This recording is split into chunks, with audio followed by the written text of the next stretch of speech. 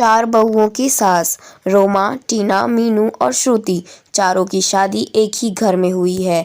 चारों बहुएं एक ही साथ एक ही घर में रहती है। चारों की सास सुशीला जी बहुत ही समझदार और शांत स्वभाव की महिला है, लेकिन अपने चारों बेटों की शादी के बाद सुशीला का सिर्फ एक ही काम रह गया है कि चारों बहुओं का प्यार कैसे बढ़ाया जाए। एक दिन सुशीला के घर उसकी बहन आई। सुशीला की बहन, सुशीला तू बहुत खुशकिस्मत है, तेरी चारों बहुएं तो बहुत सुंदर है और तेरा बहुत ख्याल भी रखती है, तुझे तो घर का काम की भी चिंता नहीं रहती होगी। सुशीला, अरे कहाँ दीदी, मुझे तो हर समय यही चिंता रहती है कि कहीं इन चारों में लड़ाई ना हो जाए। जब जब भी मुझे लगता है कि इन चारों में बहस होने वाली है तो मैं बात को संभाल लेती हूँ। सुशीला की बहन, ये बात तो सच है सुशीला, दुनिया सोचती है कि बहुएं आ जाने से घर में खुशियां आ जाती है, लेकिन ये भी सच है कि बहुओं के आ जाने से सास के लिए जिम्मेदारी बढ़ जाती है। हर समय बस यही सोचते रहे कि कहीं लड़ाई ना हो जाए। ये दोनों बात कर रही ही थी कि तभी अचानक रोमा और मीनू की लड़ने की आवाज़ आई। रोमा, मैंने एक बार पोछा लगा दिया है तो दोबारा नहीं लगाऊंगी। मीनू, दोबारा पोछा तो तुम्हें लगाना ही पड़ेगा रोमा, तुमने इतना गंदा पोछा लगाया है, लगी ही नहीं रहा कि घर में सफाई हुई है।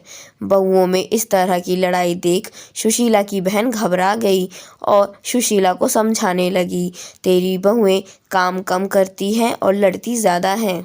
सुशीला, तुझे इनकी लड़ाई बंद करने के लिए कोई ना कोई रास्ता तो निकालना ही होगा। यह कहकर सुशीला की बहन वहाँ से चली गई। अब सुशीला दिन रात यही सोचती रहती कि इन बहुओं का आपस में प्यार कैसे बढ़ाया जाए।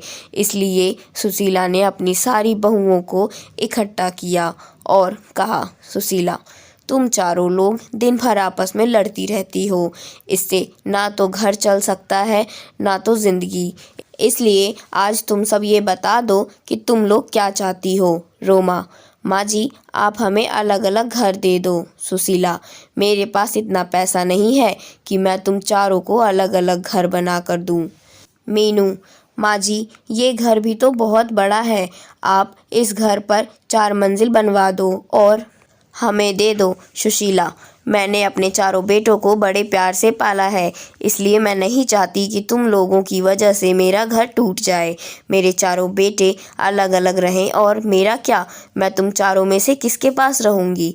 सुशीला की ये बातें सुनकर चारों बहुएं चुप हो गई। चारों में से कोई भी सुशीला को अपने साथ नहीं रखनी चाहती थी। सुशीला ने अपनी बहुओं को एकटक देखा और कहा, तुम चारों को मैंने अपने बेटे भी दे दिए और अपना घर भी दे दूं, लेकिन तुम में से कोई भी मुझे अपने साथ नहीं रखना चाहता। यह कहते हुए सुशीला की आंखें भर आई और वह उन चारों बहुओं के काम बांट दिए और उन सब को कहा कि कोई भी आपस में नहीं लड़ेगा, लेकिन उसकी बहुएं कहाँ मानने वाली थी। अब चारों बहुओं ने एक एक टीम बना ली। एक टीम में रोमा और मीनू थी और दूसरी टीम में श्रुति और टीना थी। चारों आपस में लड़ती तो नहीं थी, लेकिन एक दूसरे की चुगली करने लगी थी। अब एक दिन टीना और श्रुति ने अपनी सास से कहा, टीना, माँ जी, आपको पता है रोमा 12 बजे से ही सो रही है, आज तो उसने सिर्फ घर की झाड़ू ही लगाई है और पोछा भी नहीं लगाया। रितु, हाँ माँ जी, आपने लड़ने के लिए मना किया है, इसलिए मैं मीनू से कुछ नहीं कहती। वह आज ही बाज़ार जाकर अपने लिए 3-3 साड़ियाँ लाई है, अपने लिए 3 साड़ियाँ लाई है और आपके लिए एक भी साड़ी नहीं लाई है। रितु और टीना तो अपनी सास से चुगली करके चली गई। अब मीनू और रोमा की बारी थी। मीनू, माँ जी, आपने तो रितु को सर पर चढ़ा के रखा है, वो हमेशा रोटियां जला देती है और आपके बेटे भी बोल रहे थे कि रितु की हाथ की रोटियां अच्छी नहीं लगती। रोमा, और माँ जी, कल टीना ने सबके कपड़े धोए पर मेरे नहीं धोए। मैं खाना बनाती हूँ तो सबके लिए बनाती हूँ ना, मैं किसी दिन किसी के लिए खाना ना बनाऊँ तो उसे कैसा लगेगा। सुशीला सारी बहुओं की बातें सुनती है और सर पकड़कर बैठ जाती है। इसी तरह दिन बीत रहे थे। जब जब बहुओं को लगा कि हमारी सास तो हमें घर बनाकर नहीं देगी, तो चारों बहुओं ने अपने अपने पतियों को भड़काना शुरू कर दिया। जैसे ही उनके पति काम से आते, वैसे ही चारों बहुओं चुगली करने में लग जाती।